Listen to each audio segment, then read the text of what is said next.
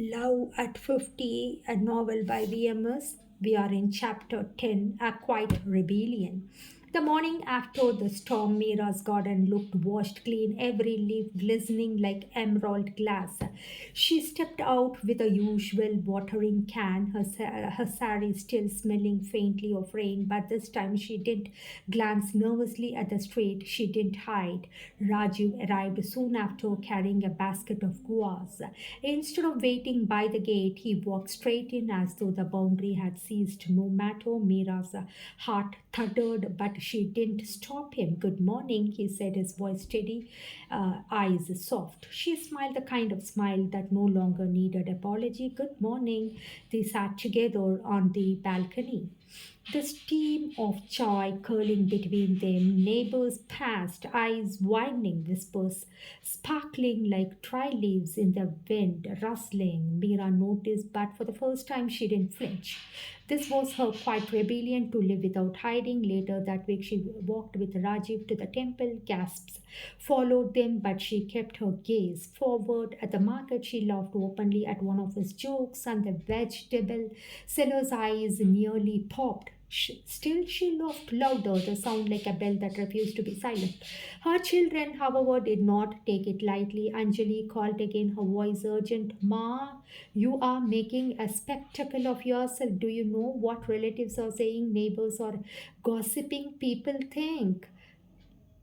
Mira interrupted, her voice calm but firm. Let them think I have lived off a century for others' expectation, and the off I have left, I will live for myself. Anjali was stunned into silence that evening. Rajiv noticed the glow in her face, the strength in her posture. You are different today, he said softly. Mira looked at him, the lines of worry finally lifting. I am tired of being afraid, Rajiv. Love at 50 may not look like the love of 20, but it is no less real. If anything, it is braver. His eyes shone with quiet pride. Then we walked together no matter how many eyes follow.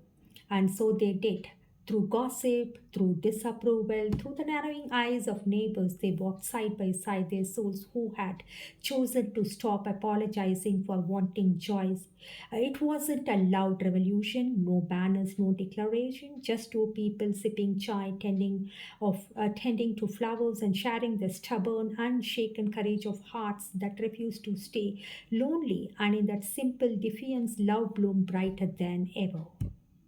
Chapter 11, The Festival of Lights. Diwali arrived with its familiar frenzy, crackling firecrackers, the fragrance of ghee lamps, and the sparkle of marigolds strung across doorways. For years, Meera had celebrated the festival in quiet routines, arranging diyas along her veranda and cooking a modest meal and sitting alone at fireworks painted the sky. But this year was different.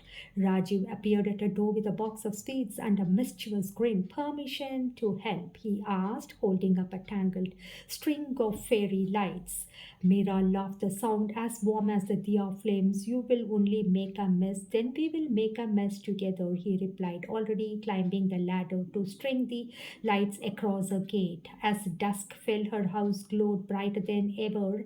It had diyas line the steps, fairy lights blinked like stars, and the veranda filled with the aroma of fresh laddus. Neighbors peeked over walls, their whispers raising with the smoke. But Meera didn't shrink back. She stood beside Rajiv, offering sweets to passing children, her face illuminated by the golden light. It wasn't long before her family arrived. Anjali, her husband, and the children stepped through the gate, their expressions caught between awe and disapproval. Ma, Anjali said, her tone stiff, you didn't tell us you had invited him. Meera's smile didn't waver. Well, this is Rajiv, my friend. You have heard of him, haven't you? The word friend lingered, simple yet powerful. Rajiv bowed slightly, offering the sweet box. Happy Diwali. The children, sensing no boundaries, accepted the sweets eagerly, their laughter breaking the heavy air. Even Anjali's husband managed a polite note. But Anjali herself stood stiff, her gaze sharp. After dinner, when the fireworks began, Rajiv stepped back to let the family be together. But as Meera walked him to the gate, he paused. You don't have to explain me away. He murmured, not as a secret, not as a shame. Mira's eyes softened. I'm not explaining. Tonight I lit every lamp in this house without fear. Let them see, let them know. Behind them, a fountain of sparklers lit up the night, showering silver against the dark sky. And in that light, for the first time, Anjali saw her mother, not a fragile but radiant, standing tall beside the man who had brought warmth back into her life. The neighbors still whispered, but amid the glow of Diwali, their words seemed smaller, dimmer, unable to drown the brightness of two souls who had chosen joy. Chapter 12, Shadows returned that morning, and after Diwali, the next morning after Diwali, the house still smelled of smoke and sweet ashes from fireworks scattered the lane. The burnt out sparklers lay like skeletons on the ground. For Meera, that night had been one of the rare courage and beauty, but as the lamps dimmed, and so did the acceptance of her family. Anjali arrived the next day, her face tight with resolve. She did not even sit before speaking.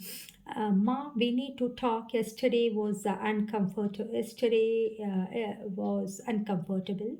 Everyone noticed. Relatives called me asking questions. Do you understand how humiliating that was? Mira straightened her hands folded neatly in her lap. What did you tell them? That you have lost your sense, Anjali snapped. That grief has clouded your judgment because how else can I explain my mother at 50 behaving like a teenager in love? The word hung in the air, heavy, dangerous, love. Mira's lips trembled, but she lifted her chin. And what if I'm in love, Anjali? Would that be such a shameful thing? Anjali's eyes widened as if she had been struck. Ma, you are a widow. People will laugh, they will sneer. Think of Papa's memory, think of us. Her daughter's words felt like cold stones hurled at her chest. She thought of her late husband, of the years she had spent alone in dutiful silence. Would he have wanted her to shrivel into emptiness or to find warmth even if late? Still, the weight of accusation pressed hard that evening when Rajiv arrived. Mira's smile faltered. He noticed instantly.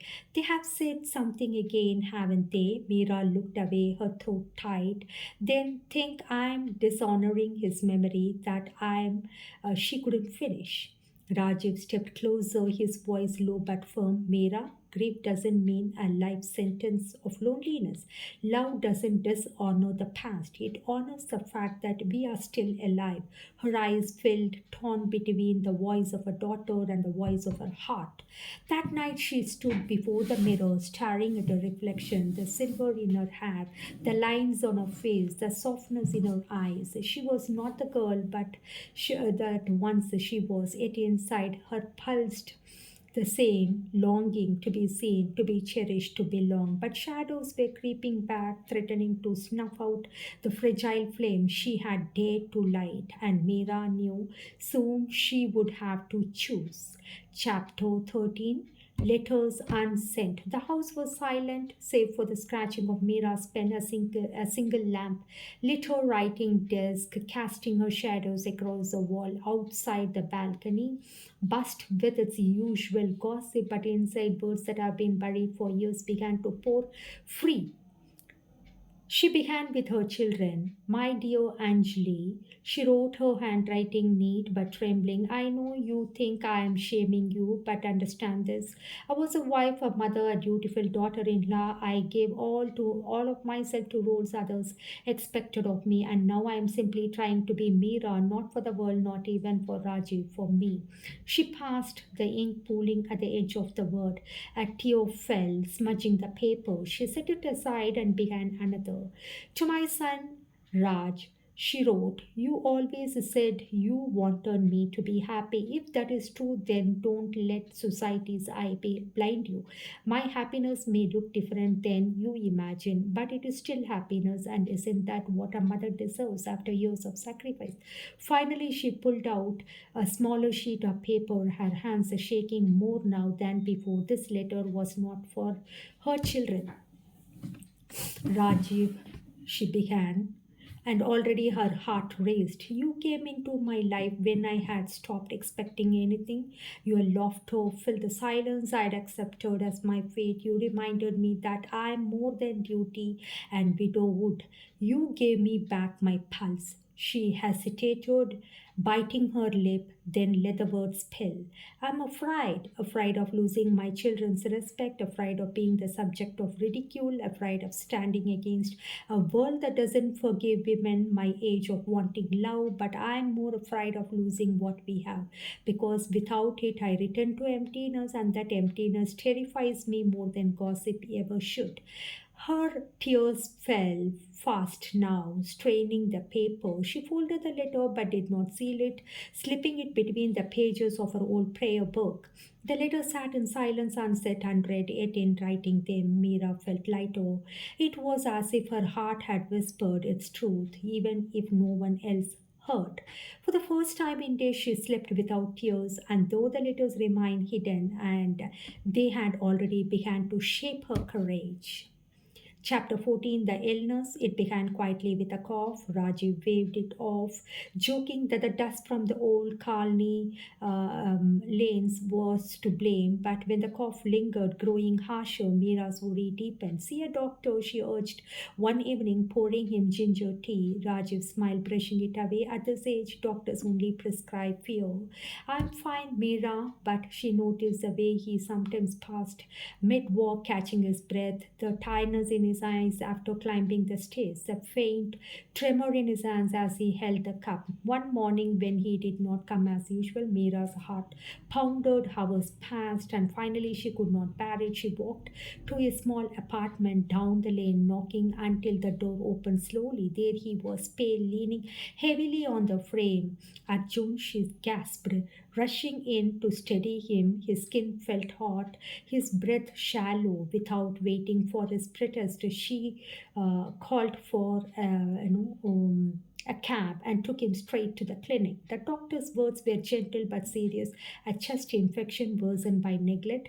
Nothing fatal, but not to be ignored either. That night, Mira sat by his bed, feeding him warm broth. For the first time, the roles felt reversed. She, the caretaker, he, the fragile one. Why did you tell me? She asked, her voice breaking. Rajiv looked at her with tired eyes, but a faint smile touched his lips. But because I didn't want to be your burden, you are carried enough in life. You have carried enough in life. Her tears spilled freshly. You are not a burden. Don't ever say that again. For a long moment, they sat in silence, a soft ticking of the wall clock, the only sound. Then Rajiv whispered, Do you see now, Mira? Why I never thought love was for us at this age. Life is too fragile, too fleeting. She clasped his hand tightly. That is exactly what is matters because we don't have for forever. We have now. And I would rather spend every fragile moment with you than waste another day in silence. Rajiv closed his eyes, a single uh, tear sliding down his cheek. At that moment, illness did not weaken him. It revealed the depth of what they shared. Fragile is, but also unbreakable. Chapter 15. When the children return, news travels quickly in families, faster than love, faster than truth. Within a week of Arjun's illness, within a week of Rajiv's illness, and Anjali arrived unnoticed, her face tight with both worry and suspicion. Ma, I heard you were at the clinic every day. She began her voice low, controlled with him. Mira sat down and the tray of tea she was carrying. Yes, he was unwell. He needed care. Ma, Anjali's eyes flared. Do you ever hear? Do you even hear yourself? You are tending to a man who has no claim on you. Do you realize what people are saying that you have? She stopped, unable to say the word. Mira's hands trembled, but a voice steadied. That I have What Anjali loud at 50 is that the crime you cannot forgive. The silence that followed was short broken only by the ticking clock. Later that evening, Rajasan called from abroad. His tone was softer, but the weight of judgment still pressed through the line. Amma, I heard about this man. If he is sick, help him. Fine, but please don't let this attachment go further. People talk, our relatives already whisper you deserve dignity, not scandal. Mira's heart ached at the word scandal. Was companionship a scandal? Was kindness? Or was it only scandalous because she was no longer young, no longer what society considered deserving of love? That night she visited Rajiv again. He looked better, color returning to his face, the cough erasing, but the worry in his eyes mirrored hers. They know, she whispered, sitting beside him. My children, the gossip has reached them. Rajiv sighed, his shoulders heavy, and now they will hate me. No, Meera said firmly, though her voice cracked. They don't hate you, they just don't understand. They see love as a privilege of the young, as if age steals out right of joy. Rajiv reached for her hand, then let them think what they will. Meera, if you must choose between me and your children's peace, choose them. I won't hold it against you. Her eyes burned. Don't say that, Rajiv. Don't ever ask me to return to emptiness. For a long moment, they sat in silence, two souls weighed down by the invisible chains of duty and love. Outside, the neighborhood bustled with the usual noise, vendors shouting, children laughing, cycles rattling. But inside the small town, Meera felt as if the whole world had narrowed to a single impossible choice, her children or her heart, and she didn't know if she could bear or to lose either.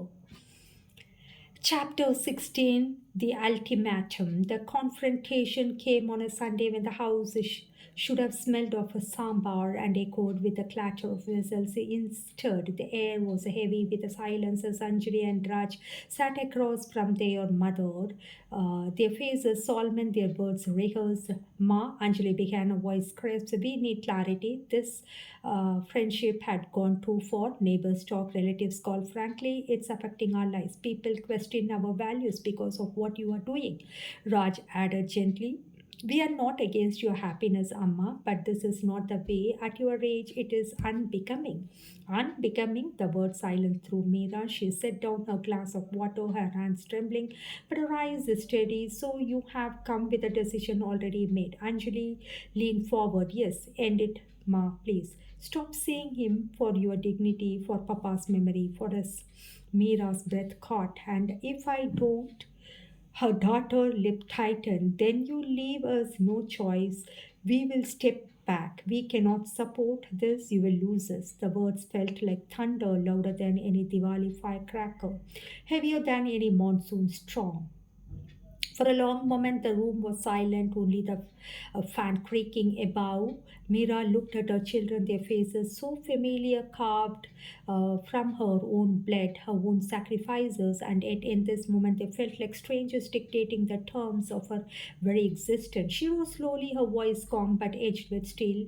You asked me to choose between my children and my heart. Do you realize what cruelty that is? I gave you my youth, my strength, my years, and now when I ask for nothing but a little companionship, you call it shame. Anjali's eyes softened for a flicker, but Raj shook his head. We only want what is best for you. Mira's lips trembled, but how words rang clear. No, you want what is easiest for you. Her children left soon after, their silence heavier than their arguments. That night, Mira sat in a garden, the lamps flickering in the warm air. Rajiv came quietly, sensing the storm within her. They have given me an ultimatum, she whispered, her tears finally spilling. Them or you. Raj's face tightened, but his voice was gentle. Then choose them, Mira. I will not be the reason you lose your children. She shook her head fiercely, clutching his hand. Don't ask me that, Rajiv. Don't make me choose. I have already been split in two for too long. The night carried her sobs into the quiet lanes, while inside her heart a war raged between duty and love, past and present, blood and soul. And for the first time, Mira realized the choice might break her, not no matter which way she turned.